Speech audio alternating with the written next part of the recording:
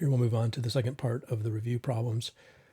One of the main things to come out of the second unit of our course was the idea of representing functions with their power series, because what we learned was that even though there are some calculus problems that are hard to do using just the elementary functions on our calculator, that really solving calculus problems is much more broad than that and allows us to solve problems using functions that can be represented as infinite polynomials.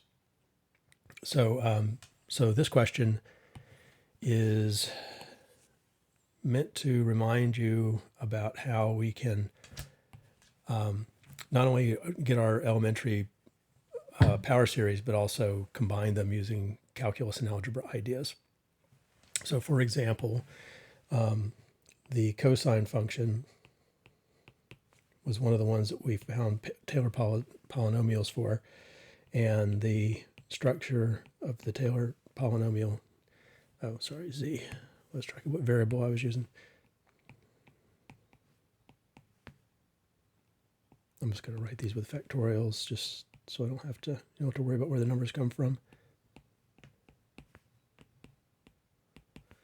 So this is what happened when we found the Taylor polynomial for the cosine function. Here's what happened when we found the Taylor polynomials for the sine function. It was just the odd powers instead of the even powers. So you can see that sine and cosine are very closely related. And that's not too surprising because we know that, for example, taking the derivative of the sine polynomial ought to be the cosine polynomial. So it's not that strange that they're related in that way. The other one that was very common is the e to the z function. That is basically just all of the terms. Remember, that's because the derivative of e to the x is e to the x. And so every time we try to find a derivative of the base function evaluated at 0, we get 1 every time. So that's why we end up with a term for every power where the coefficient is just related to the power that way. And the one that's probably less common is the one for log that's written up there. It's not too hard to remember where it comes from. Remember that the log would be the antiderivative of 1 over 1 plus z, and 1 over 1 plus z would have a power series that comes from the geometric series formula. So it's not too hard to recreate this, but if you just start off with what we know we have, notice the lack of factorials here. These are not factorials. And again, that's easy to check that if you took the derivative of that with respect to its variable, you get 1 minus z plus z squared minus z cubed. So without any coefficients at all, and that derivative will be equal to 1 over 1 plus z. So it's easy to check that the derivative of that really is 1 over 1 plus z, which is what it's supposed to be. When you take the derivative of log of 1 plus z, that's what you should get. Anyway, so those are the ones that are relevant to this particular problem. There weren't too many other ones that we had. Maybe the arctangent was another one I'd throw into that list just because it has a nice series, because arctangent is the antiderivative of 1 over 1 plus x squared, so that's easy to build. But other than that, that's about it. So once we have these as our base functions, then all of these questions are just asking to use a different input. Instead of z, we'd use different input. So if I were to substitute x squared for z into this one, then I just have to put x squared for z everywhere, and that'll be a valid power series. So I'd have 1 minus 1 over 2 factorial x squared squared plus 1 over 4 factorial x squared to the 4th, 1 over 6 factorial x squared to the 6th, and so on. So that's what happens if I plug x squared in for z into the formula for cosine of z.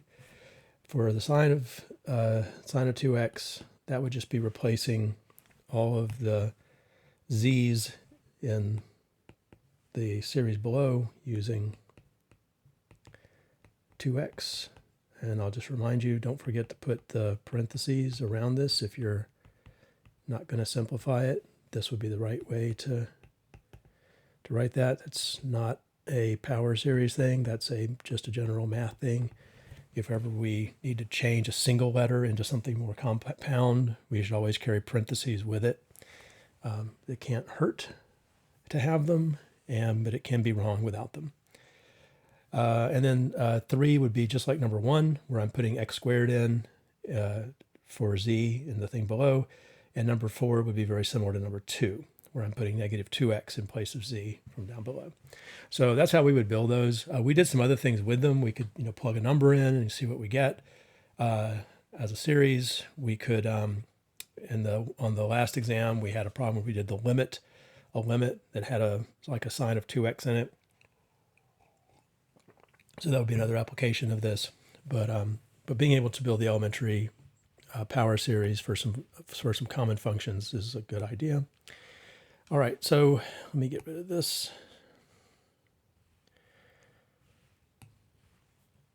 Okay, the other problems on this page are just straight up integration problems. Number 4, at some point on the final assessment part, I'm going to ask you to just show me how to do the fundamental theorem of calculus. This one would use a U substitution, but what I really want to see is just that you can find an antiderivative and know you're supposed to plug the numbers into it to get the definite integral. So if I did this one with this substitution, then I'll have du is 16x dx, which means that 1/16 du is x dx. I'm just going to combine those two steps. The reason I would write it like that is because I can see that there's an x dx in my integran, and I can see the 1 plus x squared in my integran, and so I can kind of see how the different parts of my integran are going to turn into things in terms of u. Don't forget that these limits of integration are also in terms of x. So when we're trying to change this into an integral in terms of u, I've got to change all of that.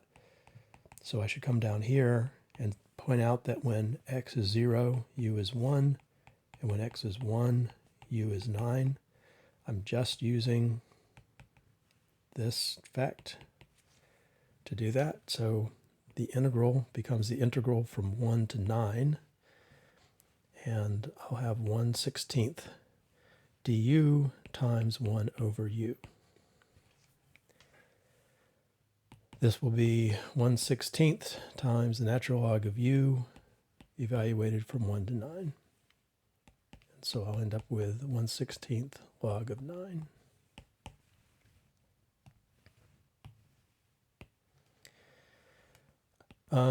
This is a good problem for a final assessment to see if we can do one of the techniques like integration by parts, but if we can pull it off in the presence of a parameter. So here, instead of doing the integral of, we did problems like the integral, problems like the integral of x log x, or the integral of x squared log x. I think we even did one that was the integral of the square root of x log x. So rather than do all those as separate problems, we should just realize that they really all have the same form. They're all x to a power times log x. And we could actually just answer that one time, once and for all, and then not have to do all of these individual problems. And so it would look like this. Integration by parts has me choose a u and a v prime, whose product is the integrand. And we've learned that when there's a log function in there, that is a very good choice for the u in integration by parts. So we'd say u is log x and v prime is x to the n.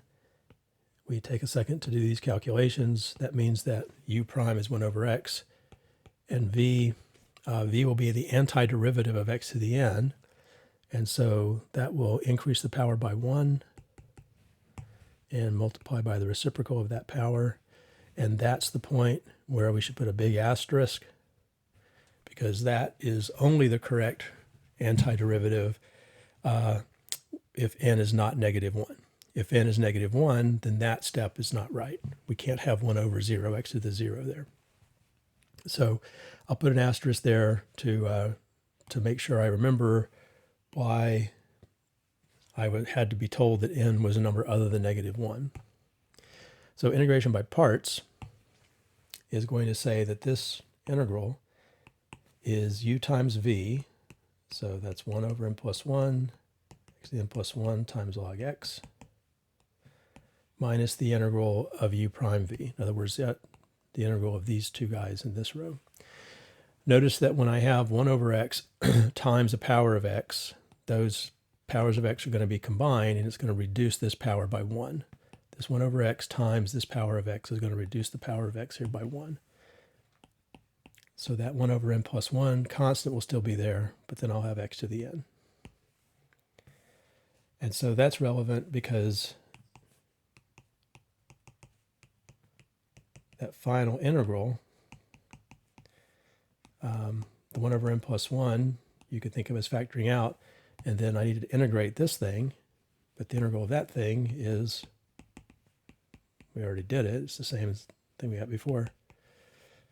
And again, another asterisk there, that's assuming that n's not -1.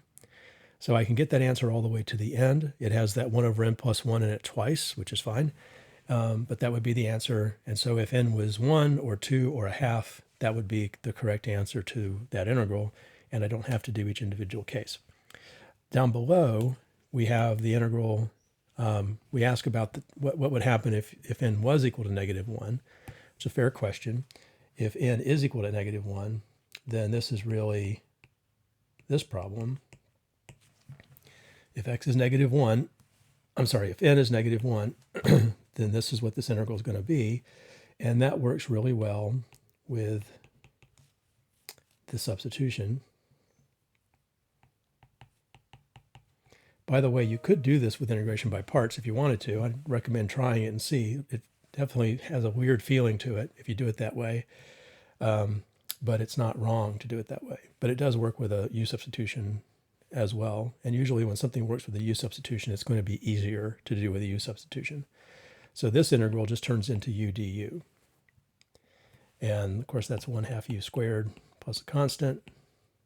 And so that's 1/2 log x squared plus a constant.